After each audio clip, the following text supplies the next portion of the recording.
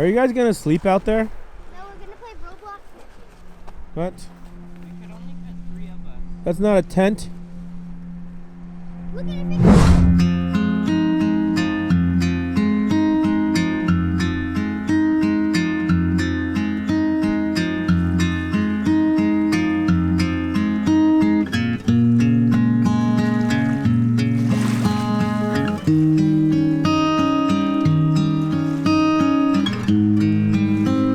That looks like spaghetti, doesn't it?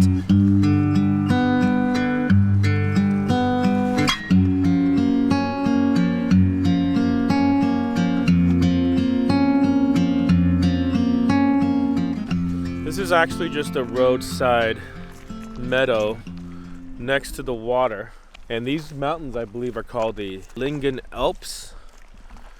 On the way here yesterday, we finally just started to see glacier after glacier. Really cool ones too. Really big ones across the water from us while we were driving. That was like super thick and, you know, in between two mountain peaks. And you can see them like the bottom still glowing like blue-green from the sun reflecting off of it. Really cool. Didn't see a whole lot of that when we were up north near Nordkapp, and starting to see more stuff like that. It's a little bit like, you know, the super far northern part of Alaska versus Inside Passage, you know, down in the southern part along the coast. Very excited to see more of Norway as we go south. Very interesting that we're actually getting a time for sunset and sunrise today. This will be the first night since we crossed into the polar circle or the Arctic Circle that we're actually getting forecasted a sunset and a sunrise. And I believe we're going to get a total of 18 minutes of the sun below the horizon today. You know, we've been driving south, so, and also the time's like changing pretty quickly as it approaches late summer. So yeah, we're gonna start to see some darkness. The combination of us driving south and then also the seasons getting later. I found something. You! Here, I want to show you something. You guys come here. Where? Oh, Right here. it looks like noodles. Spaghetti! Spaghetti. Looks like noodles. Yeah. Spaghetti seaweed. How's it feel? It feels like spaghetti. Yeah. Is it slimy? Yeah, it feels like spaghetti. Feel it. Taste it. See if it tastes like spaghetti. No. You do one side, I'll do the other side like Lady and the Tramp. No. What? Daddy, feel it. It feels like spaghetti. Yeah, it does. Oh, it's very slimy. Avis has officially inherited the Fujifilm How do you take out XT10. this? How do you take this thing out? What thing? This thing. You flip it? You can just flip it. Won't come out. You can just flip it like that. So if you're taking a low shot, you hold it low, you still see it. She's really into art. She's always wanted to like enter art contests, drawing contests, and painting contests and stuff.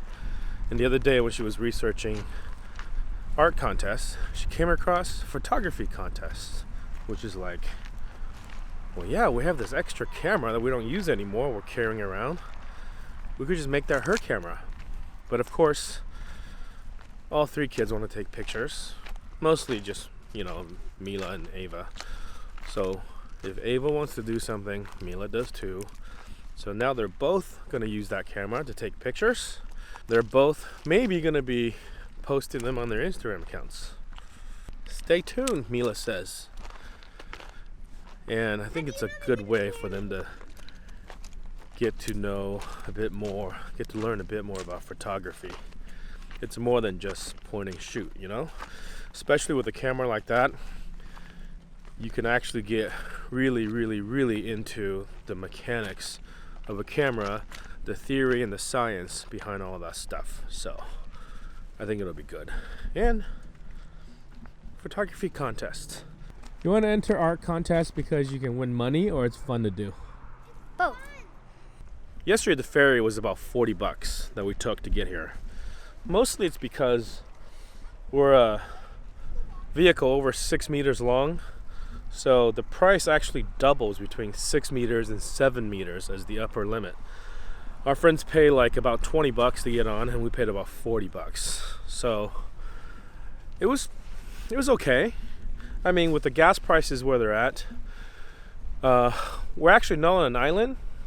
The Lyngen Alps in this place that we're at is kind of a peninsula, and we could have just gone down and around and got here. It would have taken an extra 90 miles and probably 2 extra hours, because you can't drive real fast around here. Maybe not even 2 extra hours, because the ferry took like 20-30 minutes, and then, you know, once we get on and get off, we wait for the ferry. So maybe an extra hour and a half tops. But if there was something really cool to see, maybe I would have done the drive instead. And with diesel at $7 a gallon, which is roughly how much we're paying up here, and I get about 17-18 miles to the gallon, 90 miles would probably be about 5 gallons at $7, so that's $35. So it's a $5 difference. I could have gone either way, but I'm glad I took the ferry. We got here earlier, got to enjoy the day. 18 minutes worth of nighttime today. The sun officially sets, I think, at like 12:30 and rises again at like 12:50 or something like that. Super crazy.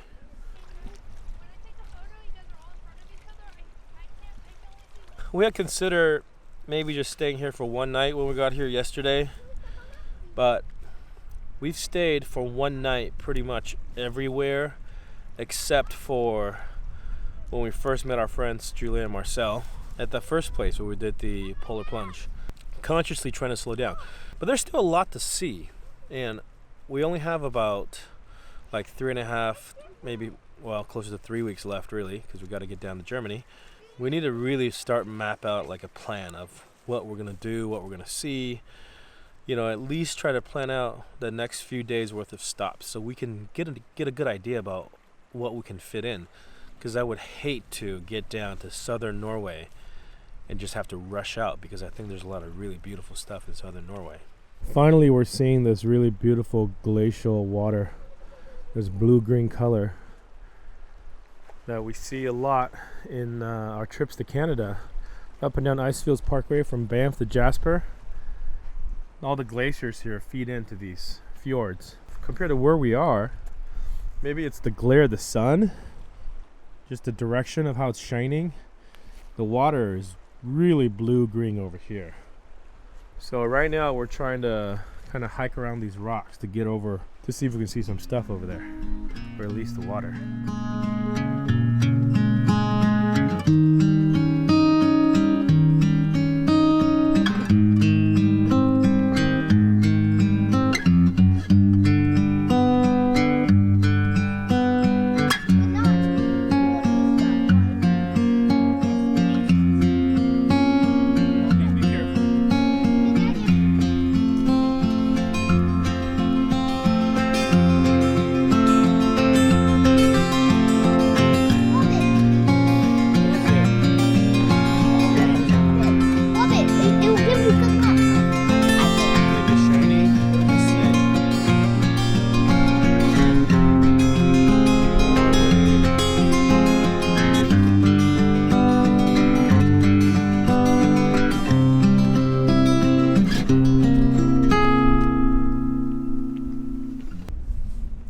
Marlene says, "Can you go away so I can take a picture of the kids?"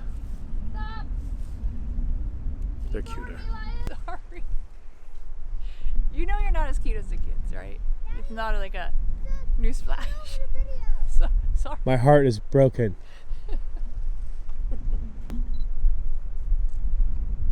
When you bang this on the walk, when you bang this walk on the bigger walk, you build energy while you're going down fast, like this.